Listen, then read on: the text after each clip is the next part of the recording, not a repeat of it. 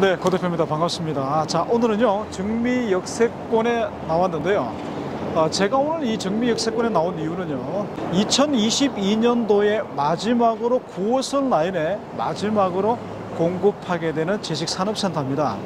자, 여러분 9호선 하시게 되면은요, 강남 라인이죠. 지하철 이용객 수, 직장인들이 가장 많은 라인이 바로 9호선 라인입니다. 그래서 이 정미 역세권에서 도보로 걸어서 2분, 3분 정도, 가양역에서 출발했을 때 한 3분에서 4분 정도 거리에 등촌 SK V1 타워 지식산업센터가 여러분들께 공급이 됩니다.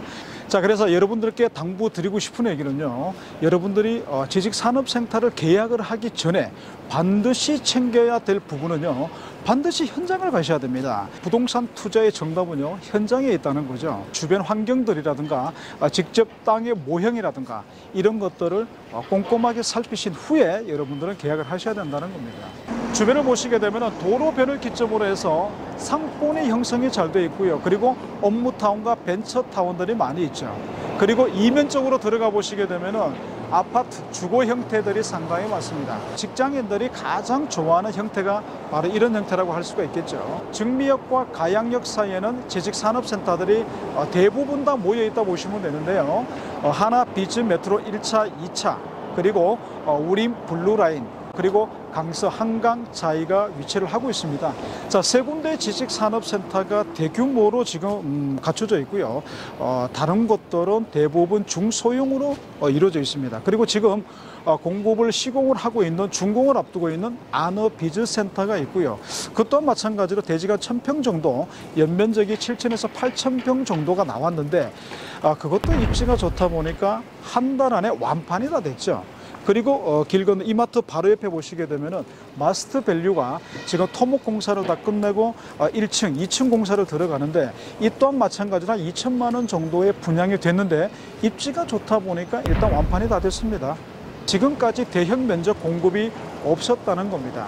그래서 이번에 신진골프장이죠. 대지가 3,200평 정도가 되는데 그 부지의 연면적 3만 평 이상의 대형 지식산업센터가 올라간다는 겁니다. 2022년도에 거의 마지막 분양 물건이다라고 보시면 됩니다.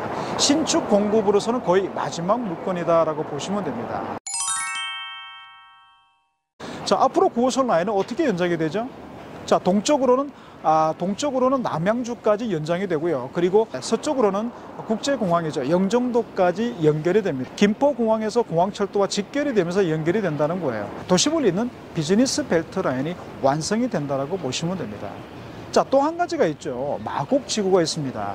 이 마곡지구 하게 되면은 뭡니까? 마곡지구 하게 되면은 우리나라 대기업에 111개의 대기업 연구소들이 들어와 있죠.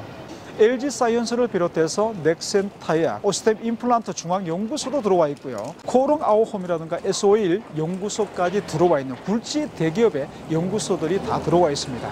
그래서 배후 수요가 튼튼하다고 보시면 되는데 이쪽에 지식산업센터나 업무타운을 분양을 받아서 임대사업을 하시는 분들은 배후 수요가 탄탄하기 때문에 공실 걱정은 거의 하실 필요가 없다는 겁니다. 지금부터 당 사업지까지 도보로 이동해서 얼마나 걸린지를 한번 일단 거리를 한번 측정을 해보겠습니다.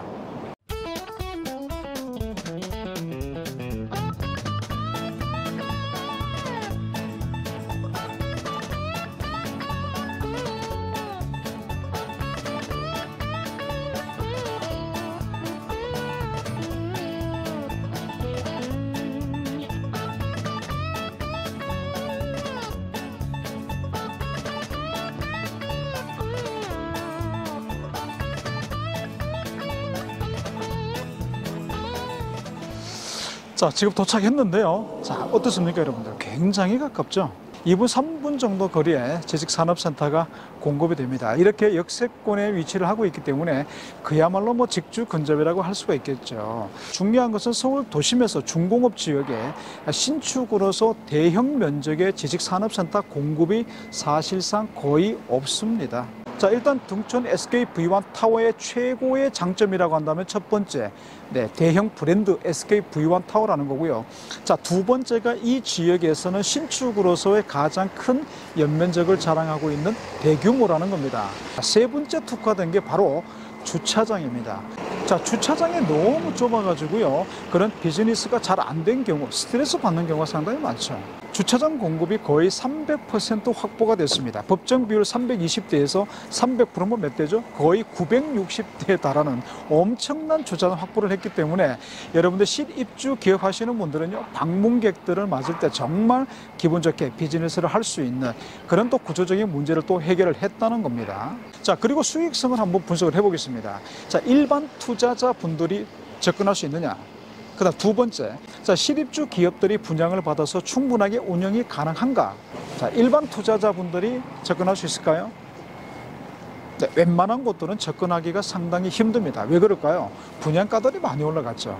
문정동과 영등포, 성수동이 얼마가 넘어갔습니까? 대형 면적 기준으로 해서 거의 3,400만 원, 3,500만 원대까지 육박을 한다는 거죠.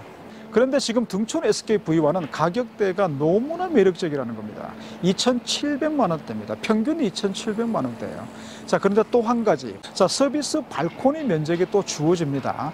자, 이것을 우리가 확장을 했을 때는 거의 2,200만 원에서 2,300만 원 정도 분양을 받은 그런 효과를 누릴 수가 있다는 거죠. 인테리어를 할 때 확장을 해서 우리가 임대를 낼 때는 어떻게 합니까? 기준이 뭐죠? 실면적으로 우리가 임대를 내게 됩니다. 그렇다면 임대 수익률 또한 마찬가지로 넉넉하지는 않겠지만 이자 부담할 정도의 임대 수익률은 온다.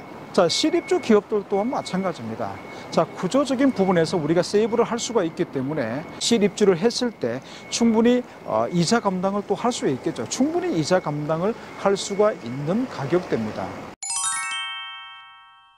자, 그럼 우리가 향후에 봤을 때 여기에 우리가 들어왔을 때 여기에 부동산 가치가 올라갈 수 있느냐 없느냐 그런 점들이 상당히 중요합니다. 자, 아까 첫 번째 말씀드렸지만 9호선이 국제공항까지 직결로 연장이 됩니다. 비즈니스 벨트 라인이 완성된다고 한다면 그 또한 마찬가지로 부동산 가치에 지단 영향을 줄 수가 있겠죠. 그리고 두 번째입니다. CJ 부지. 자, CJ 부지가 갖고 있는 땅이 10만 평 정도가 되죠. 그리고 이마트 부지가 거의 한 8천 평 정도가 됩니다. 그래서 10만 8천 평 정도가 멀티플렉스 복합 개발을 앞두고 있습니다. 자, 내년에 앞두고 있기 때문에 대형 호재가 아닐 수가 없죠.